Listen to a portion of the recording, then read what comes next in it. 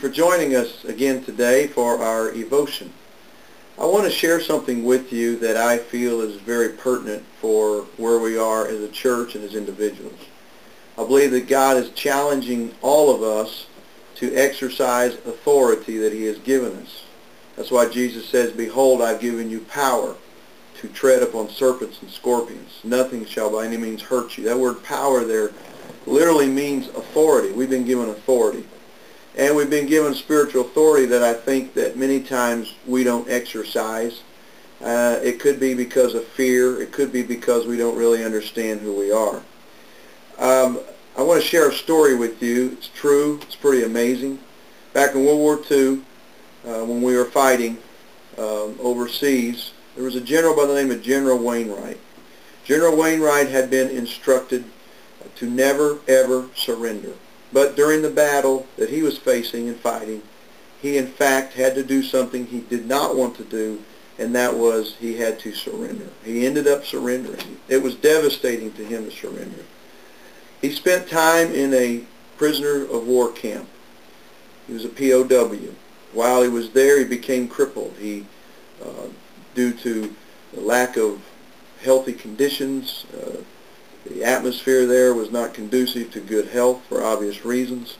He became crippled. He had to walk around with a cane. General Wainwright, POW, on a cane, very discouraged, depressed. No doubt he felt like giving up many times. What happened during that war, what General Wainwright did not realize, when Japan finally surrendered, General Wainwright did not know it. General Wainwright was in a POW camp in the Philippines. And General Wainwright, while he is in this camp, not understanding the conditions, the situation, what really was taking place, Japan has surrendered, continues to be a POW in this camp. He did not know that he actually had the power and the authority to take control of this camp, because the rules of war, or the Geneva Convention, states that whenever a nation surrenders, then if you are a POW in that camp, you are to assume the authority or the control of the camp. General Wainwright did not know it, and the Japanese commandant in that camp realized it, but they didn't tell General Wainwright. General Wainwright, one day he's outside. An airplane had landed not far from the camp, and an individual walks up to the fence, and he sees General Wainwright, and he says, "General, Japan has surrendered, and your General MacArthur has told you to go assume commandment of this camp." General Wainwright turned around, made an about face, hobbled with his cane into the offices, and when the Japanese commandant saw him coming, they realized they were in trouble, because they realized that General Wainwright now had the revelation that I have the authority to take back the commandment of this camp. And General Wainwright walked into the office and said, "You have surrendered.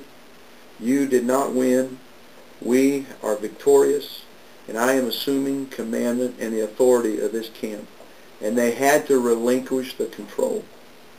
It was a while later, and I have a picture here for you.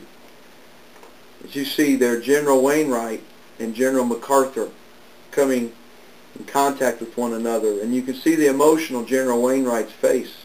You can also see how thin he is from the time of spending in the prisoner of war camp.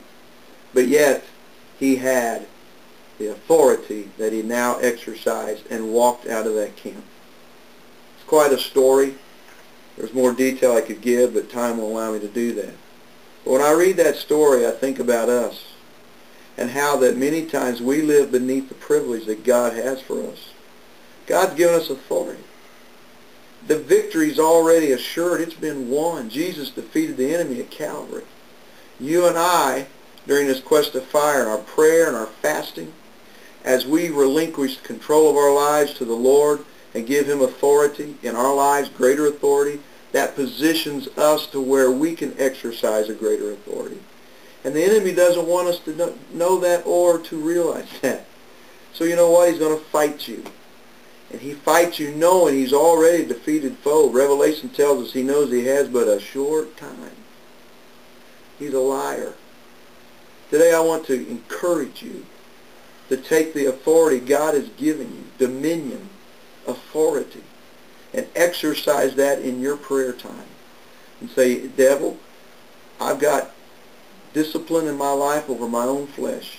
You have no playroom in my life. And I am assuming the authority that God has already given me. I want to tell you something.